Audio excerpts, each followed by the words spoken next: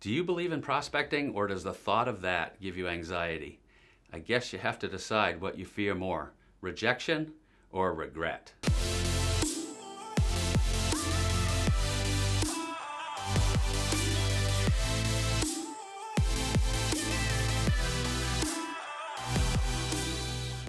The phone doesn't ring by itself. This is a cause and effect relationship to building a predictable source of income.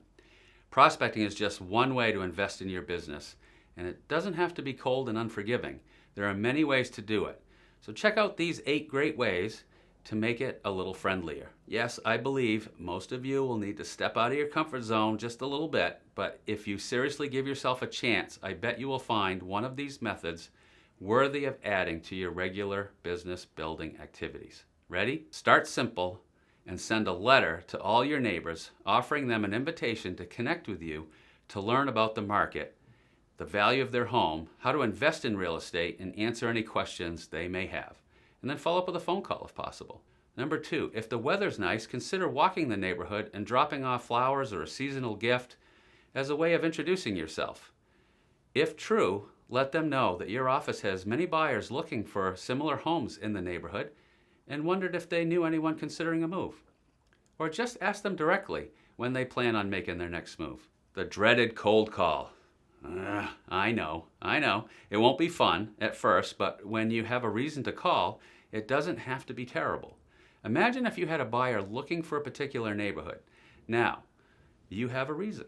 Either call or knock on the door, right? Let them know you are looking for the perfect home and was just wondering when you folks were planning on making your next move. Again, what do you fear more, rejection or regret? You'll be surprised. Many people like to help. And eventually you'll find someone who's ready, or they will point you to someone who just might be. If there's a listing for sale near where you live, consider prospecting 40 or 50 homes next door. Oftentimes, the first home to sell is the reason that stirs nearby neighbors to do the same. Send a postcard, run a contest to see who can guess the closest to what the home will sell for. Have them text you a response to win a prize. Include a QR code to your website or home valuation site to see what their home might be worth. Follow up with a phone call and hand deliver each prize. This is designed to create a reason to meet face to face. Then, out of curiosity, just kindly ask them when they plan on making their next move. Next, stop by your neighbors with a gift of a simple cheese grater along with a fun, albeit corny message that says something like, "This market is really great."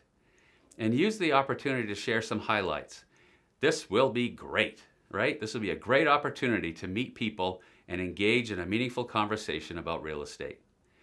At a minimum, you have a chance to make a great impression, right? Perhaps you sold a home in the neighborhood. Use this as an opportunity to introduce yourself to 20 to 30 immediate neighbors. You could use the cheese grater message and work into the conversation something like, just out of curiosity, when do you folks plan on making your next move? Pick a neighborhood of some 200 to 300 homes. Through the public records, find out who has lived in the home for at least 20 years. It's reasonable to think many of these people might possibly be looking to downsize and just need a reason to actively think about talking to a professional about how to leverage the opportunity in the market today. Perhaps offer a free book on downsizing and to text you their name and address if they would like a free copy. I kind of call it fishing with bait. You can then hand deliver the book to anyone who requests one. Next, before you conduct an open house, as a courtesy, send a handwritten note to all the neighbors and include a $5 coffee card, just to thank them for putting up with all the traffic this weekend. I bet a few people will let you know how nice that was. There are 100 or more ways to prospect. We just touched on a few of my favorites. Did you find at least one method worth trying?